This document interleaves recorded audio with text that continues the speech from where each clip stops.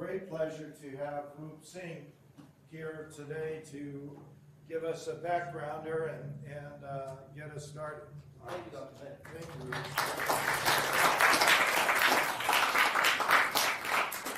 So, as Dr. Ben said, my name is Roop Singh. I'm a man with a turban and a beard, so you will believe everything I tell you tonight.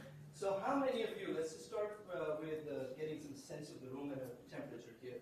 So how many of you know about blockchain? Just raise your hands. Okay. That's about, let's say 70% of the class. Now, how many of you, on a scale of 1 to 10, would say that you are 10 being the best, in the 5 to 10 range as your understanding on blockchain as a technology, specifically just as a technology, not any other sense? 5 to 10 experts. Okay? 1 to 5. Okay, that's a lot of you. Now let's talk about the same scale. How many of you understand blockchain as a tool for strategic transformation, more from a business and business use case standpoint? Again, 5 to 10 experts. Okay, about 15% of the class. And 1 to 5. Okay, wonderful.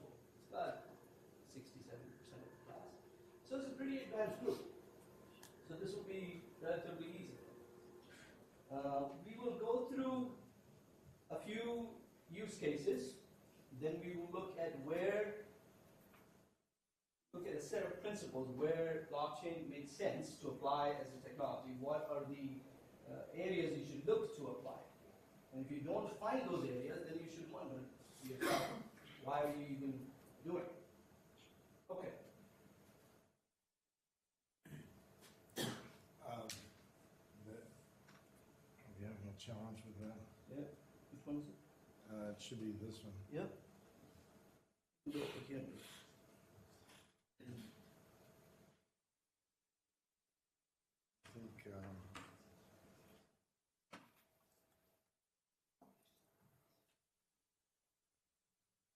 let's go back to that. Mine using the buttons. Yeah, that's fine. I'll try. Yeah, I got you. Yeah, it's interesting. I have a timer on this. Oh, yeah. That'll make me hurry up.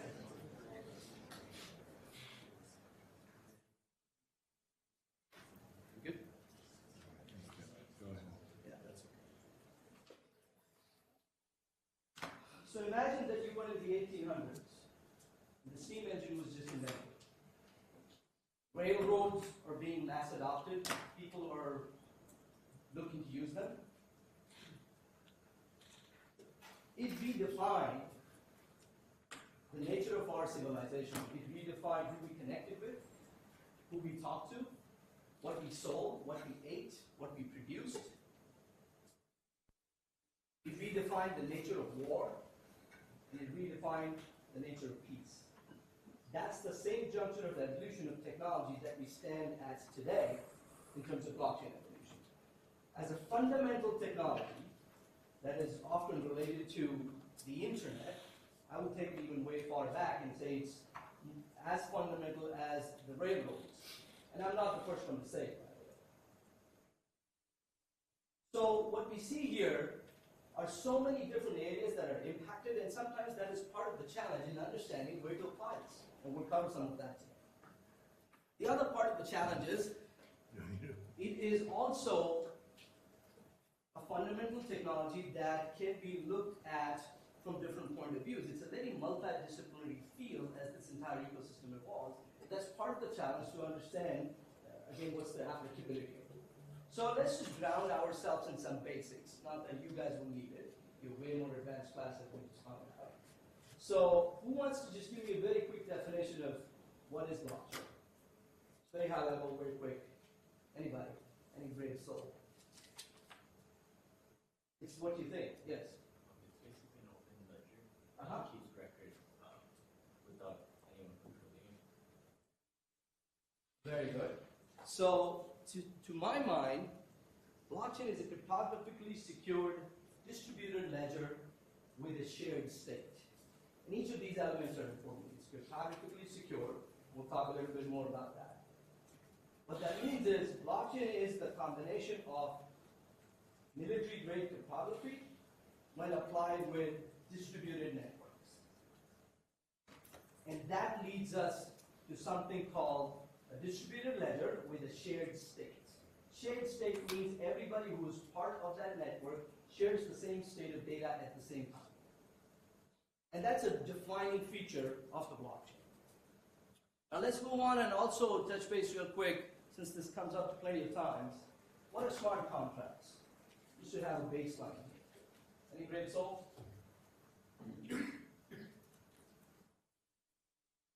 Go ahead. Yeah? Okay, I thought you had something. So you've heard of the word smart contracts, right? So smart contracts are autonomous modules that encapsulate business logic, which can generate specific outcomes upon predefined triggers. That's a lot of mumbo jumbo. What does that mean? That means, like in a lot of current state technologies, the applications that you develop, there's a sense of business logic there. You can define certain rules. You can define if this happens, that happens, and you have a whole set of actors in your business logic there. And there are some predefined triggers. If the trading price goes to X thousand, sell 1,000 shares, for example. Now, the basic difference between smart contracts and the technology of what is now the past is that it is autonomous. It can be triggered by itself. Nobody, maybe sometimes not even a machine needs to trigger it. It can be implemented, left alone there, and can be triggered depending on the state that you have defined for its trigger. So let's move on from some basics here and look at some really interesting use cases. So there's a study out there that shows blockchain is impacting 40 plus industries. And as I said, it's a fundamental technology. So that's part of the challenge to speak about blockchain. It's like trying to explain the internet back in the early 90s. You know, if I told you at that time you would get your grocery and your evening date on the internet, you wouldn't believe me. And if I told you you could share pictures and videos and also trade stocks on the internet, again, you wouldn't believe me back in the 90s. So similar things are happening in the blockchain arena now. So we have a few industries to look at here. This is financial services. Yeah, we'll just go through it real high level. So a few high level use cases to understand here. What are people using this for? They're using it for, anybody knows what's AML, KYC type applications? Record your identity. Right? Banks are using it for that. Banks are using it for payments. That's one of the typical use cases. How does that happen? That essentially allows us to reduce transaction costs and keep all the parties in sync and help streamline operation. So another theme that you will hear me talk about very often is blockchain to me is the next evolution of business process automation. We lived through a world of TQM and Lean Six Sigma and all those methodologies, and then we got to automation and robotic process automation, and we got into even BPM suites, etc. This is the next evolution of business process automation, improvement, transformation, however you want to see it. Just say next and I'll click. Huh? Just say next and for. Okay, I can do it. You can sit down. Are you sure? Yeah. Okay. Yeah, thank you so much. It's not a big deal. So, looking at again the financial services application, this bottom one is very interesting for me. So that is a bank in Estonia.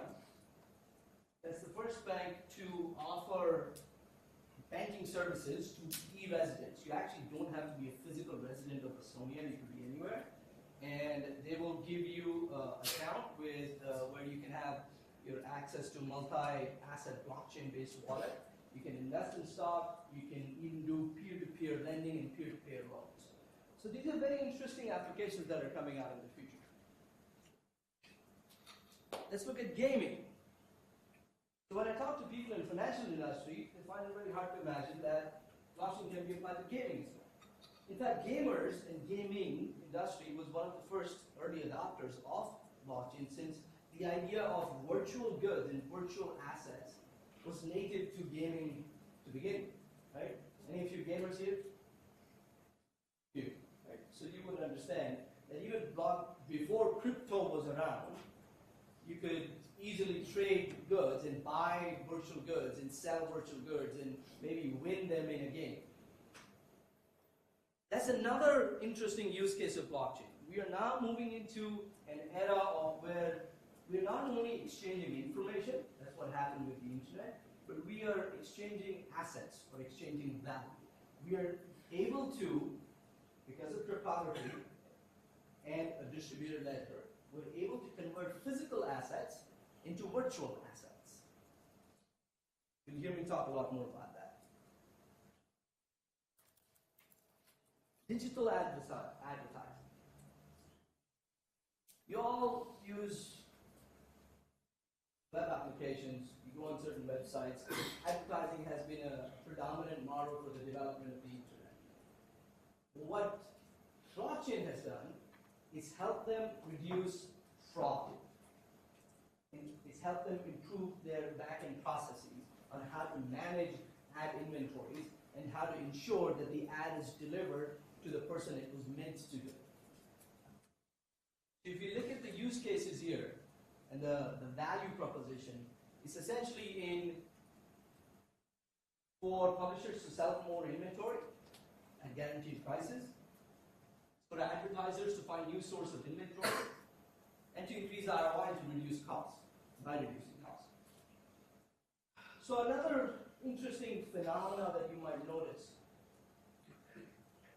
we all generate content on Instagram, on Facebook, on LinkedIn, on Pinterest. Do any of you today get paid for that content? It's your content. In fact, it is also your identity, furthermore.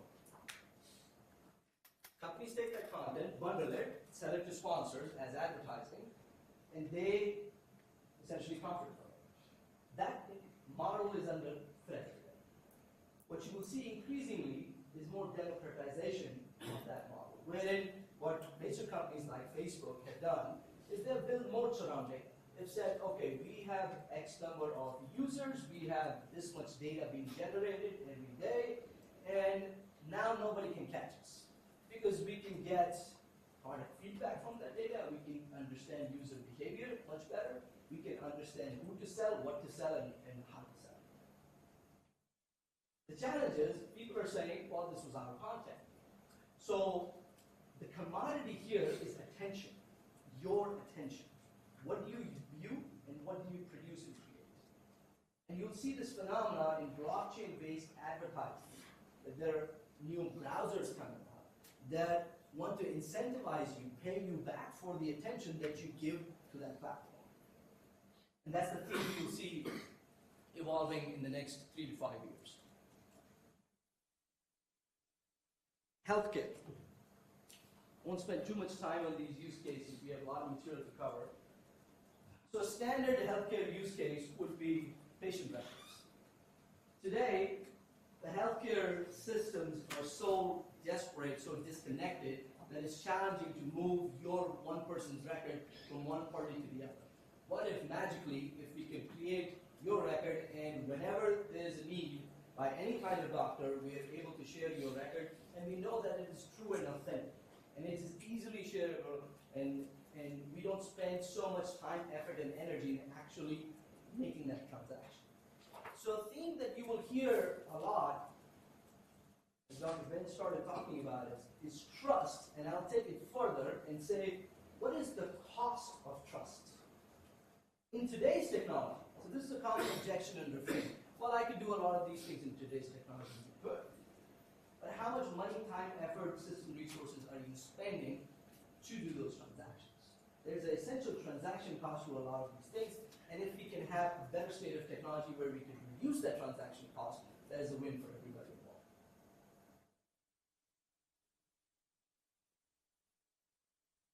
So, let's get into where and when does it make sense to apply blockchain. These are top 8 principles. And as you go through your courses and your application development, one thing is to understand the technical elements.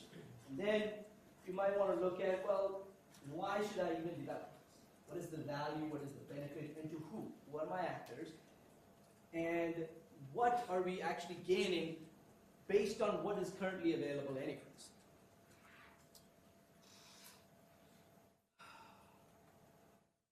As you might know, the transactions on blockchain are immutable. What does that mean? That means once they're published,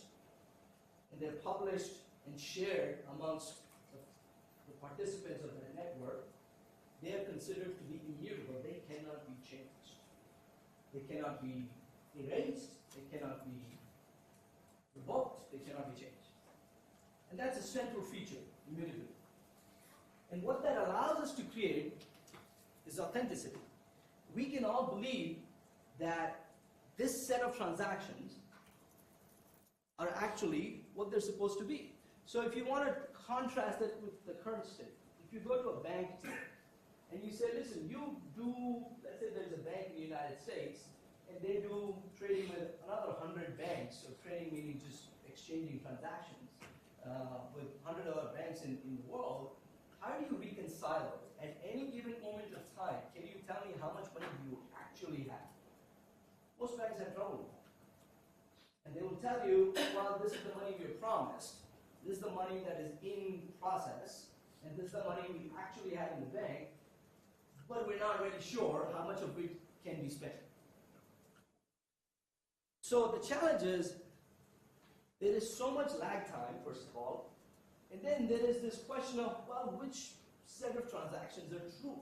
What is authentic and what's not? So the way we do it today is, if Dr. Ben has another bank, we reconcile our data over and over again, back and forth. We say, okay, I have this set of transactions, you have said, okay, great, I agree. But that gets out of sync in another 12 hours. Then what? Then we reconcile again. Then we reconcile again. So that leads to the issues of authenticity and transaction cost and business process efficiency. So here, blockchain can help us solve for that. And the three basic properties of blockchain, immutability, auditability, and provenance, are what allow us to create this authenticity. Auditability, essentially, as the word says, you can go back and audit at any moment of time. Now, banks would say, yeah, we can do that. But the question is, can somebody else do that? So, I'll pick on the thing that Dr. Ben started talking about, sovereignty. I look at it in the way of locus of authority. Who owns it? If you own it, can I, being outside the system, trust it? So one of the major developments is that now we have governance system enabled by blockchain that allow us to not only believe, but also audit the transaction data that's been put out there. Today, in today's technology, that doesn't exist. One reason is the technology itself, the other is the governance piece of it. Decentralization. You can look at decentralization in two ways. One is, how is the data stored, or where is it stored? Is it stored in a centralized model, which is typical of bigger companies today? Or is it stored in a distributed or decentralized model where one node or one computer or one server farm does not store all the data, it's spread across multiple entities? What does that give us? That allows us to remove the single point of failure. So a few examples.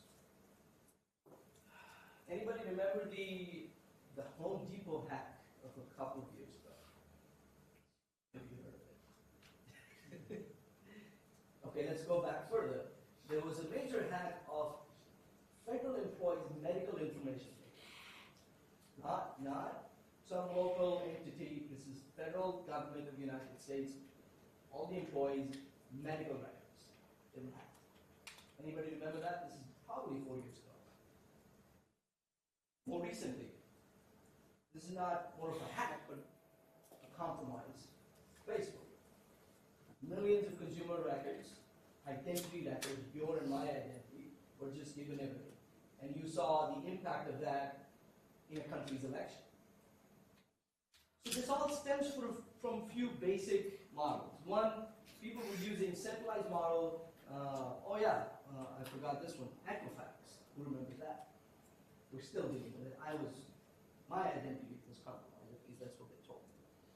and now I can't sue them. Right? So, basic principles there, they were centralized, so if somebody could find a way to that centralized place where that your data, your consumer data is stored, boom, game over. So now we have this option of decentralization where even if one part of the network, as you see on that chart, is compromised, that does not mean that other parts of the network will be compromised. The other element to that is encryption. Now, encryption has been available for the last, 40 years. It's not a new thing. But what blockchain did is combine encryption with distributed network. So now we can not only spread the data around, but also encrypt. And we can talk at length about encryption at some point.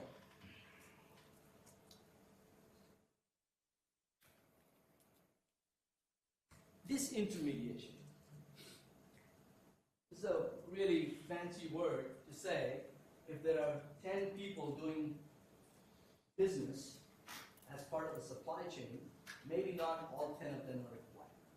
You've created the current state of business processes and value chain in the sense of the supply chain where a lot of entities are there just to perform a function of trust. But if we can bring the entire ecosystem to a place where we can exchange this data together and trust on that data, we may not need those entities anymore. So it is certainly a threat to them. So I'll give you an example of that. There's a company here in town that does business. On one end, it has a large, let's say, Fortune 500 companies, Home Depot, Coca-Cola's, AT&T's. And on the other hand, it has small suppliers, people who provide them with catering services or printing services. So what happens is, Coca-Cola writes this party a check for, let's say, $50,000. But it takes 90 days for that transaction to clear and for that small company to have the money in the bank. And the small company says, listen, you want me to provide catering? I run a small company, $50,000 is a lot of money for me. I can't do that until I have the money in the bank. They say, okay, great, but that's our system. We have sent you the money, it'll come. It's in process. It takes 90 days for us to clear. So therein lies the challenge. So this company said, I will come in the middle, I will take your invoice, and once you've sent the invoice, once I can prove that you've sent the invoice, I will give this guy the money that was required, and I'll take a cut out, like 4%, 5%, whatever. Now, this is a very interesting problem, interesting solution to the problem, but it's not required. If you could get that Fortune 500 company and this small business onto the same platform, and we can clear payments within seconds, this middle company's role is disintermediated. It's not required. You'll see similar examples in a lot of different value chains. And if you look at the consortiums that are being built today in the blockchain industry, this is part of the struggle and part of the tussle people are looking at. Dr. Ben and I, we've talked about this role of the firm and how boundaries of the firm are shifting. So this goes to that where the firm of the future may not look like the firm of the today. Because we are really moving to a platform-based world where a lot of the companies will be on the same platform and there'll be not as much need for providing trust services as a middleman. Does that make sense? Okay. Proof of ownership. If you've ever been to developing parts of the world, you will know that claiming your land, your grandfather's grandfather gave you this land, and then it was passed on to your grandfather, and then it was passed on to your father, and now it's about to be yours. But guess what? Nobody has the record for it. You go to the municipal or the county office, whatever form of local government there is, you go into this back alley with dusted files, and you try to find out that one page that says, oh, your so-and-so was your great-grandfather, and he actually did have this property. I faced a similar situation myself, personally, in India. So the challenge is, how do you prove ownership of anything? Land title, your car title, your ownership of your, when you think about it, from little things, any asset, right? How do we know that you own it? we have to have a record. Blockchain allows for us now a better way to produce and sustain those records. Why? Because it's immutable, it's tamper-proof, it's more and more difficult to be hacked, and we can share it how we want to when we want. So there's a lot of applications going on right now, even in the government space, where they're trying to move county records or state records onto this blockchain-enabled platform. So imagine how easy would be a card buying process if your card title was actually on the blockchain. We could enable a peer-to-peer card transaction. Today we say, I can sell you a card, but imagine the number of entities this goes to, even today. We could possibly eliminate that. If we can create a blockchain-based title, where then there is an asset marketplace, where I can trade my card directly with you. Once we agree on a price, all I have to do is transfer this blockchain-based asset under your keys, under your name, and we're done. Proof of authorship. If you go back to the 70s, there was this major trend of record companies getting musicians to sell them their songs for a really cheap amount, and record companies were the ones that were making most of the royalty out. So the idea is, how do we give credit for anything that's created? Your picture, a video, a song, a movie, and if we can use blockchain to virtualize those assets from either physical or even digital assets to cryptographically secure digital asset where we can prove the ownership, that it was in fact you that came up with that idea, or even a paper for that matter. The notion of sharing the credit and sharing the royalties that come out of distribution of that asset can become very easy. There's quite a few companies that are working in that direction. How am I doing in France? I'd like to at least take a break in about 5-10 minutes with this, and then we'll continue to pick up. Okay, so how about I finish the talk in that time, and then we can come back to some questions. Okay. He has 79 slides, and he's... Oh no, we're not going to. All right.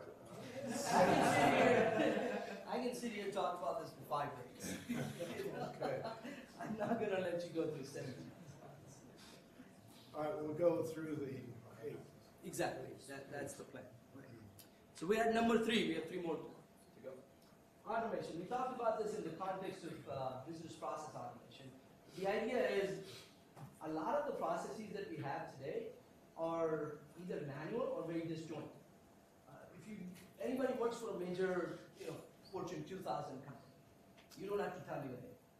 One of the things that you will notice is that there's so many systems, and half the work, and probably more than half the work sometimes, in the back end of things, is patching one system to the other. That's all engineers are doing in the back. Right? Oh, I couldn't do this particular process because this system doesn't talk to that system. Their schemas are different. Their APIs are different. I don't know how one talks to the other. We need to figure this out. Okay, let's spend 6 months doing that. So blockchain can allow us to remove that technical debt and come to a state of technology where things are seamless, because we're not using disparate systems. We're using one platform that's connected on a blockchain to each other. We talked about this idea before. Immutability, auditability, provenance, governance model. They lead us to 2 basic themes. Transparency. I can check the state of transactions. I can understand and go back to who did it and when was it done. And more than that, we can all agree that this is the version of truth. And that leads us to trust. So blockchain in itself is just a mechanism to create trust. Trust and transparency in an automated world. I call it the mechanism of trust efficiency. Even today we create trust somehow. We've relied on trust since we used to live in tribes. But blockchain allows us to create trust more efficiently, and especially more efficiently in an automated. So if you look at where we have come from in the evolution of technology, we had an era of Internet of Data, where you could produce information and share copies of that information easily. That was the Internet. And see what it did to the movie production industry, movie distribution industry, see what it did to the journalism and book production, publishing industry. Now we're moving to an era of Internet of Agreements, where we can have agreements between parties that are automated, but they are on a blockchain-based environment. And we will eventually move to an Internet of Them, where we can take physical goods and virtualize them, and we can trade these goods in more of a peer-to-peer or direct-to-consumer type asset exchanges. And that's where we will see the transformative impact of blockchain. So I'll stop here. Everyone follow that and start to think about how it transforms your commerce practice. When you're able to, on the top end, it's looking at a digital twin of that main mark of physical good or physical action or commitment to service that is tradable, monitorable as well. On the nature of agreements of things that are automatically triggered. Right now, when we have inventory, you gain ownership of the inventory when it comes to your dock and you unload it. And that's our only point of assurance of possession. When now I can, halfway through in transit, transform ownership, and maybe even to decide to route it somewhere else. So it transforms and opens up the opportunity for new patterns of commerce and new relationships. And as Rup was talking about on the Internet of Data side, that it changes all kinds of possibilities of exchange. And we have so many industries, from the hotel and hospitality industry, the music industries, and others that were radically transformed over the last decade or so. When you look at the music industry 20 years ago compared to today, it's so very, very different, and speaks to changes going forward on how buyers buy and how sellers sell, how owners own, and how owners share, how owners exchange, and how value is exchanged as a part of it. So it opens a lot of doors for new commerce. Any questions, comments, or insults to Ruth? Feel free. So how many of you think that blockchain is the same as cryptocurrency? Great, I was worried. Go ahead, please. Why do you think like the major tech companies are still reluctant to kind of adopt this technology, or I guess like promote it or speak onto it the way you have? Or also like major enterprises are still, I guess the industry doesn't really know where blockchain is going, and you have described it so clearly.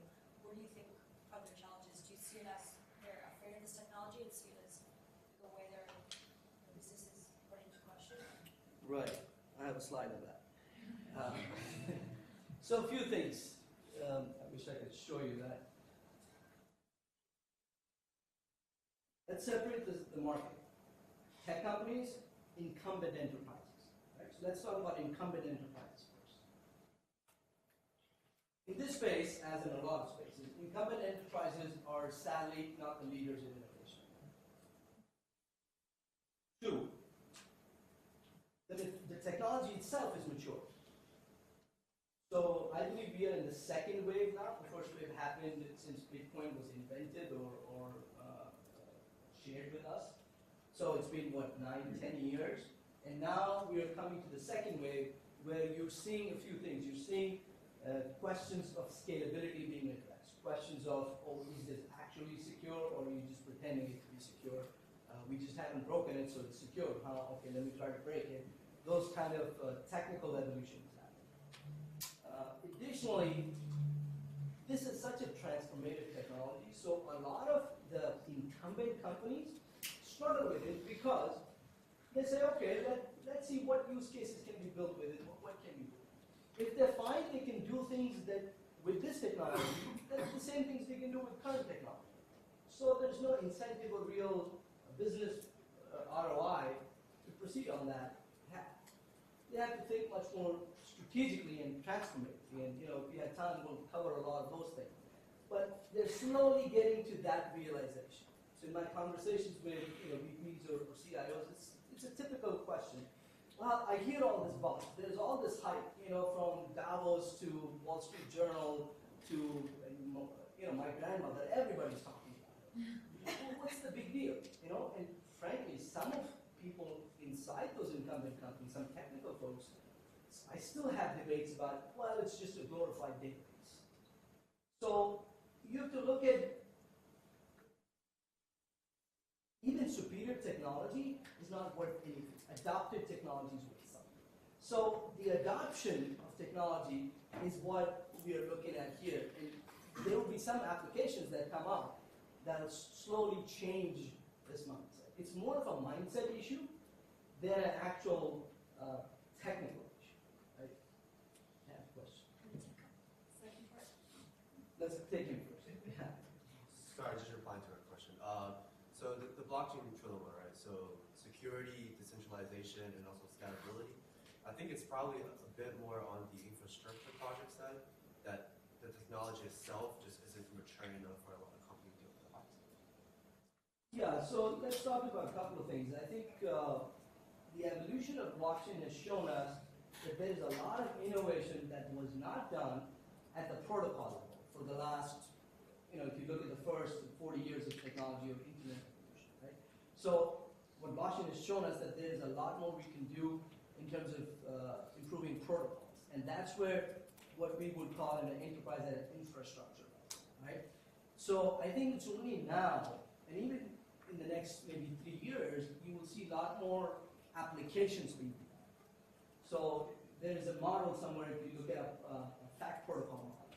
We teach that and we say, okay, people say that this is where most of the innovation has happened in the blockchain industry, which is pretty true till this stage.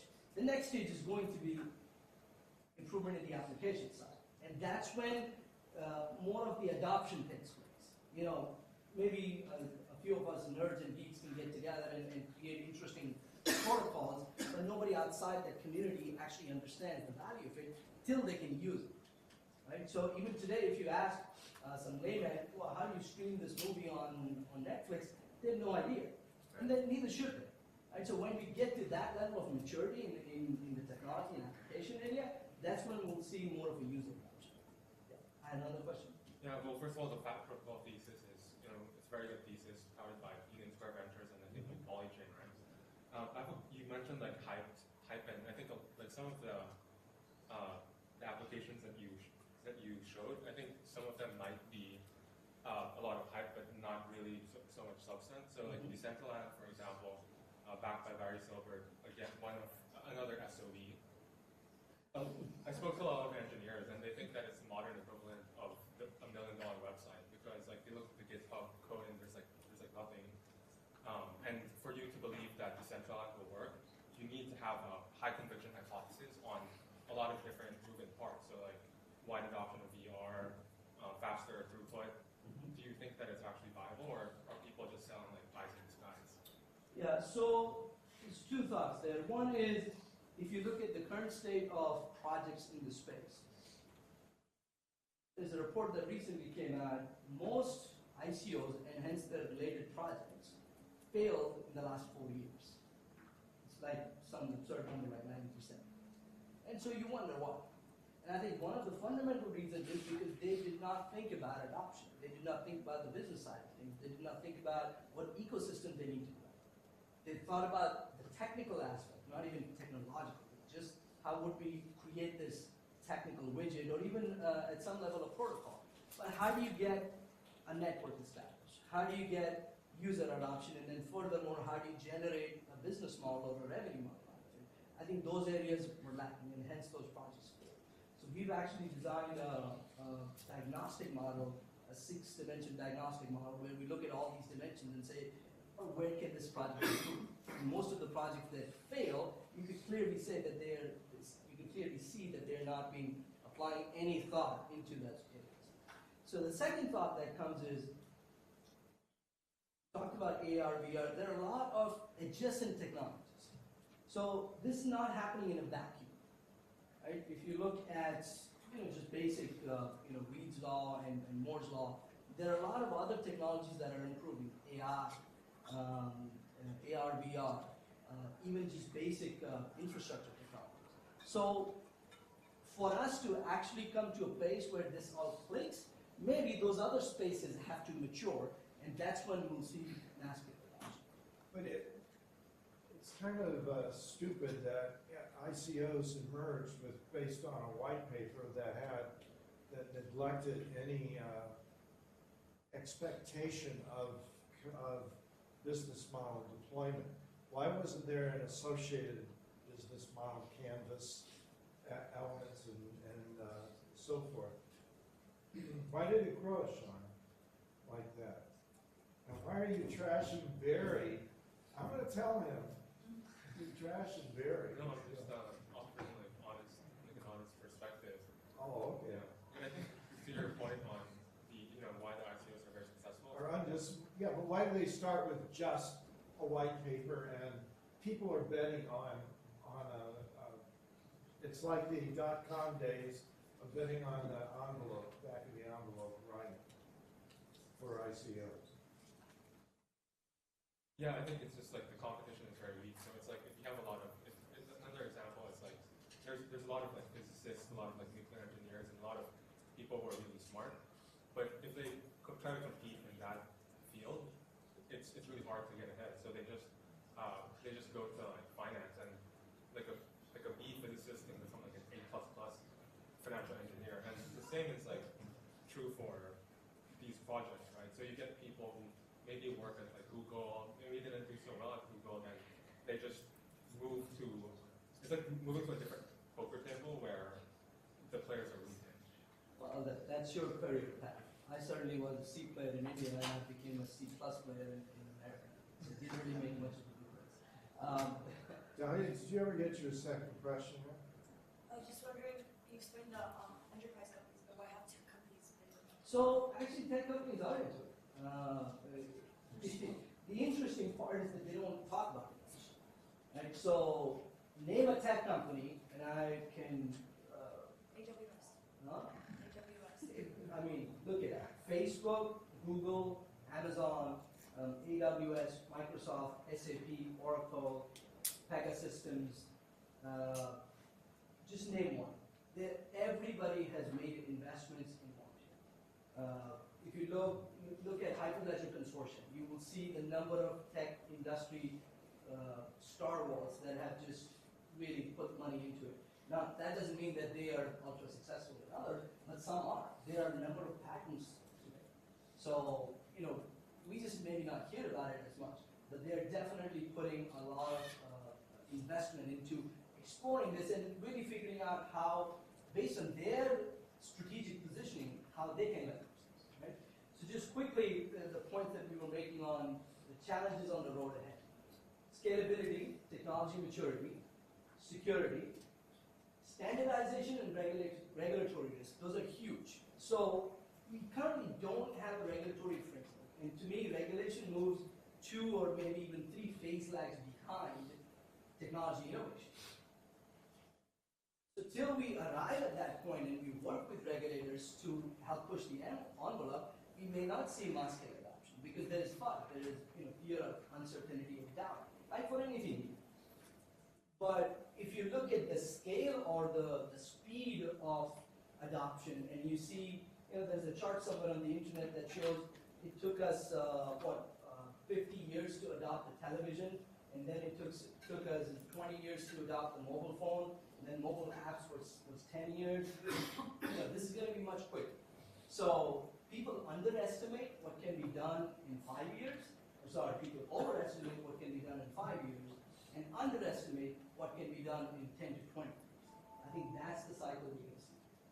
I think one of the scariest to most of the people is that regulatory risk, in part because, as I said, these technologies were born with an aspiration of anti-regulation and defying regulatory environments and control mechanisms to create new patterns of trust. And now you see those agencies looking to this. In a class we had last term, Sean actually sat in. We had the former head of the Atlanta Federal Reserve Bank, come in, and actually he was amazingly supportive of the technology, and I don't know whether that's good or bad. I think I actually wanted him to say, kill it before it grows, just keeping it outside of regulation. But now you've got, it's not bandwagon jumping, but it certainly is a lot of folks trying to decide or perceive where they can play. And as Roop says, the tensions grow as legacy people say they're already doing that. I already have a database. Why do I need a distributed ledger? I already have a database that we can all trust, my database. So why do I need immutable records? I have backups of all that data. So they'll take naive refuge in their existing infrastructure. And then you do get into challenges. Scalability is still a huge challenge in these markets. But I think Roop's given us a great beginning roadmap on that and hopefully normalize our interests. Can we take a break now? Roop's going to be here if you have questions ongoing, and we're going to pick up with a few more questions, and then we're going to move on to looking at other elements of commerce here. So let's thank Roop. Thank you.